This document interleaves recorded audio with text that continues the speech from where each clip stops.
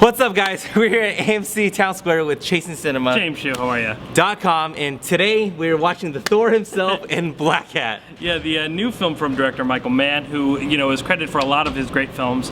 Though he's kind of had a bumper. Mann has not directed films since 2009. The Johnny Depp film, which I'm forgetting right now, Public Enemies. So I'm very interested to kind of see his movie. It was a little bit criticized for his type of filmmaking, and Public Enemy was a lot more gritty than he usually does. Mann's especially famed for his movie Heat. And the remake of Miami Vice, but I'm kind of interested in this movie. It really tackles a very interesting topic that we are going through today. Cybercrime and hacking and computer hacking, or as Iron Man likes to say, hacking's not even a term anymore. But with the interview hacking of Sony and Target and other places like that, I think it's a really, really great contemporary issue to kind of go after. Is Thor, the God of Thunder, the one to go to? Maybe, I don't know. We'll have to see what are your expectations going into this. I like it. He's buff as hell. He's awesome. I like him. He's in the Marvel Cinematic Universe, so I like him. And it looks like there's a lot of Chinese people in there. We need some Chinese people on the silver screen, damn it! So I'm excited about that. And we're gonna check out the film. It's what, 2 hours and 15 minutes, and we'll see how the film is. Alright, so we just got out of Chris Hemsworth, the God of Thunder, Black Hat. ChasingCinema.com. As tradition, I'll go first. Well, I'm gonna go over the negatives first of what I didn't like about the movie. What was up with the dubbing? Okay, so let me say this though. I liked the movie, I enjoyed it. I didn't love it, but I liked it, I enjoyed it. But a couple of the negative things I wanted to talk about really, really quick was the dubbing is weird because Chris Hemsworth is Australian, and they had to dub his voice. Like, I didn't even understand. Maybe you can tell me. He's from New York, and he definitely does not sound like he's from New York. That didn't bother me. It was the dubbing of his voice. Of his voice? Yeah, he speaks English. That wasn't the one that bothered me that much. He speaks English. The Chinese chick, I don't know her real name, but her dubbing, I guess. And then, there were certain scenes that I felt that they went a little too long, and I felt that was too long. And then another problem with it, I know it sounds like I didn't like the movie, but Chris Hemsworth and his love interest, the sister, that seemed forced. That didn't seem like they even, like, I don't know, it's like they had no chemistry. I didn't feel that they had any chemistry, let alone biology going on. Maybe you didn't like it, and you're just telling yourself you did. What do you mean? Maybe you're just telling yourself you liked it more. No, I liked it. I haven't got to my positives yet. Okay, so those are some of the negative things, but what I liked about it was Viola Davis. I always love Viola Davis. I haven't seen her show How to Be a Murderer or whatever it is, but all the movies she's in, I like them. She always How plays to Get Away with Murder. Sorry. How to Get Away with, thank you, on ABC. She always plays the BA, which I like her for that, and she's always hardcore. I like that, and I can't wait to see her Suicide as Amanda Waller. So that gets me excited that she's gonna be doing that. Bye guys, thanks. That gets me excited that she's gonna be playing in that. I like that. Chris Hemsworth, the issue with the movie wasn't wasn't anything with Thor himself and his New York. That was New York. Okay, that wasn't a good accent. I think he's supposed to be from the Bronx. That didn't bother me though. So he didn't bother me. But let me say this though: if that was supposed to be a Bronx, I didn't understand that. But I liked him, and I thought the movie was good because I thought the movie. In the trailer, they have this one part that says someone from the CIA or whatever says the next type of war is going to be cyber terrorism like this, and I thought this was just a really good illustration of what you can do from a computer and a laptop, and it ain't a game, dog. It ain't a game. Hold on, I'm not done yet. So yeah, I liked the movie. I genuinely liked the movie. There was issues I had problems with it, but yeah, this is gonna be a download for me. I want to watch it again. Like, for real, dude. I actually want to watch it again. I enjoyed the movie. It was good. I just didn't love it because of the things I talked about. But yeah, and then all these Chinese actors, that was pretty crazy to see. And then the accents were bad. And then another thing that kind of that shocked me was Michael Mann went crazy and actually.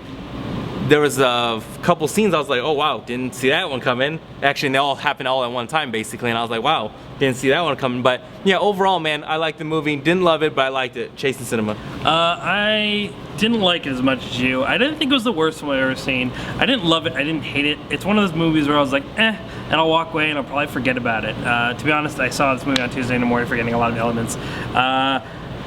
I don't think Chris Hemsworth was the problem. I know a lot of people seem to kind of have an issue with him in this movie. I didn't. I think he was probably one of the better things the movie had. As you said, Viola Davis, I love her and everything that she does. She's awesome. There's not one thing I've seen her in where I'm like, ugh, she's great.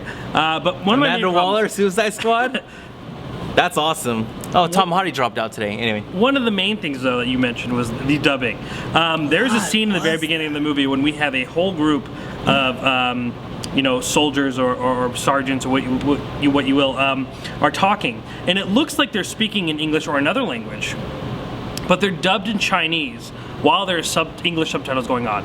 The scene is so confusing because you're watching them and you're like, their lips aren't syncing, you're missing the subtitles, or if you are missing the subtitles, it just doesn't work. It's so distracting that I was like, I don't even want to watch this anymore.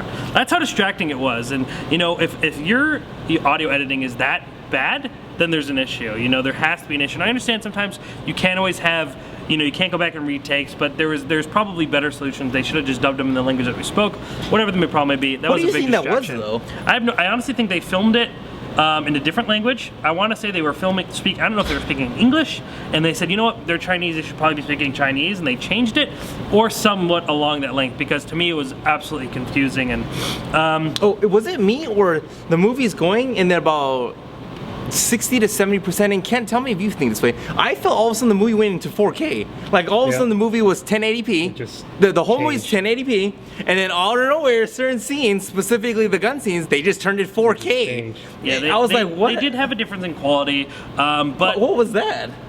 I like the movie. But I actually do appreciate the style. I really like that Michael Mann was very guerrilla in this, an aspect of just kind of going out there and shooting it. It felt gritty, it felt raw. It didn't feel like a pretty movie watching afar, and I think that was one of the positives of the movie.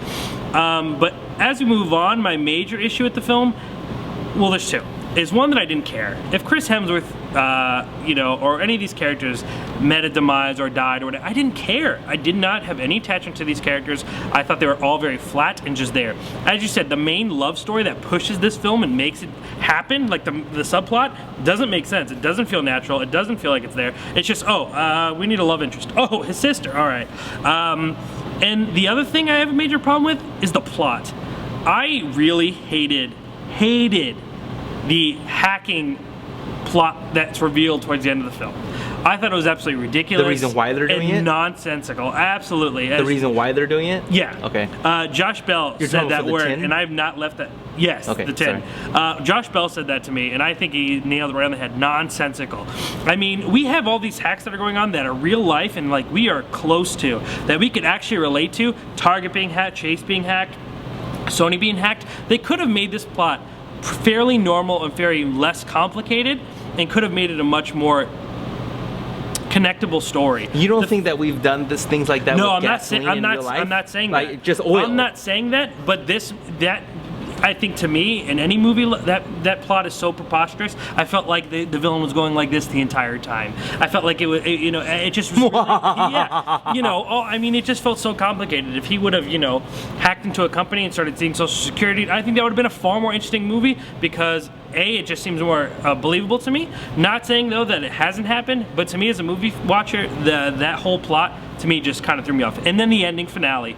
I don't like the fact that Chris Hemsworth is not the God of Thunder in this movie. However, he turns into Liam Neeson at the end when he goes all taken on all of these guys. Yeah, I didn't buy that. And then they're in the middle of this huge parade, and some people aren't running, and some people are just kind of standing there, gunshots being fired. There was just a lot that I didn't buy in this movie, and that was a major issue, is believability. You know the bad guy of the film? Yeah. Last time I saw him on film was David Fincher's The Girl with the Dragon Tattoo, and he was the one that, he wasn't the bad guy, but he was the bad guy in the movie, and I was like, the whole time looking, I'm like, oh, you're one of the And the one thing about that too is, the greatest thing about movies that don't reveal a villain or reveal, a character throughout the majority of the film, and then reveal him at the end when we get that villain. Yeah, he was very anticlimactic. I thought he was a very poor villain. Like being this mastermind, all that stuff. I was so excited to finally see him as we see him just typing away in the beginning of the film, and then you're like, oh, it's this guy, and then he's just who we didn't even see the entire film. No, and that that's a really, really great use of storytelling. The Third Man, one of my favorite films of all time, a long time ago. Orson Welles, one of the greatest stars in that time period, was in a movie called The Third Man, and he doesn't appear until about 45 minutes to an hour into the movie, and that reveal is amazing because it's such a big name. Not saying they needed a huge actor, but they just need a character with a presence, and I didn't feel a presence from the villain, and that was just amongst a lot of the issues with this movie. I just think it was a little bit below mediocre. I didn't hate it, I didn't love it, and I just think I'll eventually forget about it. That's all okay. But I didn't have a problem. You know how you didn't like the whole, it was about the tin, whatever, and that's not really. Well, that's not a spoiler because it's not going to. No idea what we're talking about. If you don't know what we're talking about, so that's not a spoiler. But it's about the tin.